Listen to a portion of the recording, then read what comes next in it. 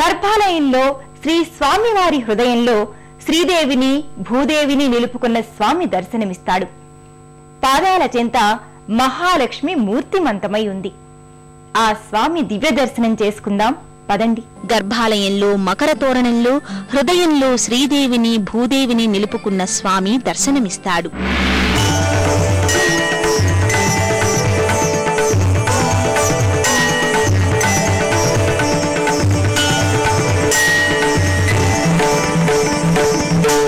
శ్రితకమలా కుచమండల కృతకుండల ఏకలిత లలిత వనమాల జయ జయ దేవ హరే జయ జయ దేవ హరే జయ జయ. పాదాల చెంత మహాలక్ష్మి మూర్తిమంతమై ఉంది. జయ దేవ హరే.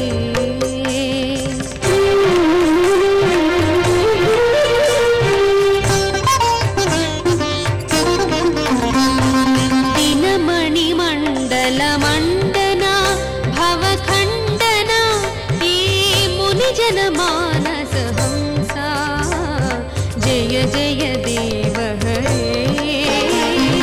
జయ జయ దేవ హరే.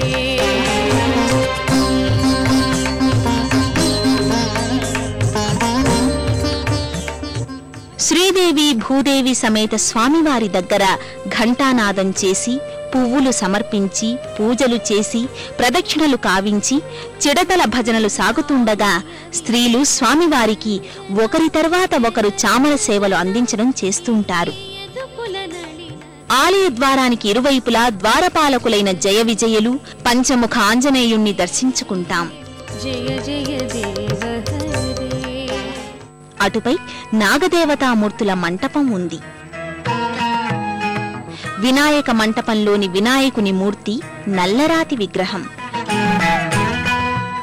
పసుపు కుంకుమలతో పశువుల పూజలు భజన కార్యక్రమాలు ఇక్కడ జరుగుతూ ఉంటాయి.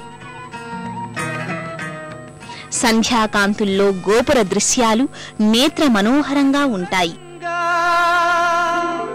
భక్తుల కోర్కె మేరకు శ్రీ సాయిబాబా పాలరాతి మూర్తి కూడా మందిరంలో నెలకొల్పబడి ఉంది. కుంకుమ దాల్చి హారతి పూజలతో భజన సంకీర్తనలతో స్వామిని ఆరాధిస్తారు. గంగాయమున సంగమ సమానం ఏ క్షేత్రమైన తీర్థమైన సాయే మా పాండురంగడు కరుణ. బాలబాలికలు భజన కోలాట నృత్యాలతో ఆలయ ప్రాంగణంలో నర్తిస్తారు.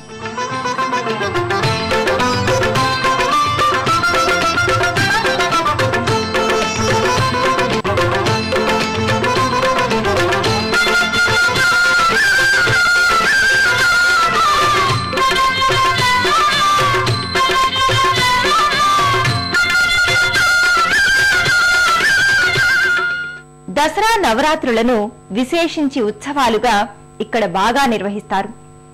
ప్రతి ఏటా జరిగే ఉత్సవాలలో వీరలంకమ్మ అమ్మవారికి కూడా పూజాధికాలు విశేషంగా జరుగుతాయి. ఆ విశేషాలేంటో చూద్దాం పదండి. లక్ష్మీదేవి వీరలంకమ్మ తల్లిగా ఆరాధనలు అందుకుంది. శ్రీలక్ష్మీ శ్రీ మహాలక్ష్మీ క్షీరసాగర కన్యక ఉత్తిష్ట హరి సంప్రీతే భక్తానాం భాగ్యదాయిని. శ్రీలక్ష్మీ శ్రీ మహాలక్ష్మీ క్షీరసాగర కన్యక ఉత్తిష్ట హరి సంప్రీతే భక్తానాం భాగ్యదాయిని. उत्तिष्ठोत्तिष्ठ श्रीलक्ष्मी विष्णुवक्षस्थलालये उत्तिष्ठ करुणापूर्णे लोकानां शुभदायिनी उत्तिष्ठोत्तिष्ठ श्रीलक्ष्मी विष्णुवक्षस्थलालये उत्तिष्ठ करुणापूर्णे लोकानां शुभदायिनी श्रीपद्ममध्यवसिते वरपद्मनेत्रे శ్రీపద్మహస్త చిరపూజిత పద్మ. పేద గొప్ప తేడా లేక చుట్టుపక్కల 11 గ్రామాల వాళ్లు ముఖ్యంగా 90% వ్యవసాయదారులు ఆలయ అభివృద్ధి కృషిలో పాలు పంచుకోవడమే కాక ఇప్పటికీ తాము కొత్త వ్యవసాయ పనులేవి ప్రారంభించినా ఇక్కడ స్వామికి నమస్కరించి పూజలు చేసి వెడుతుంటారు. ప్రతి శుభకార్యానికి ఈ ఆలయం అందరికీ ఎంతో సౌలభ్యంగా ఉంటోంది. దేవస్థానంలో నిత్య సంకీర్తనలు ఆరాధన భజనలు జరుగుతూ ఉంటాయి. కాకుమానులోని ఈ ఆలయం దూర దూర ప్రాంతాల నుండి విచ్చేసే భక్తులను ఆకట్టుకుంటోంది.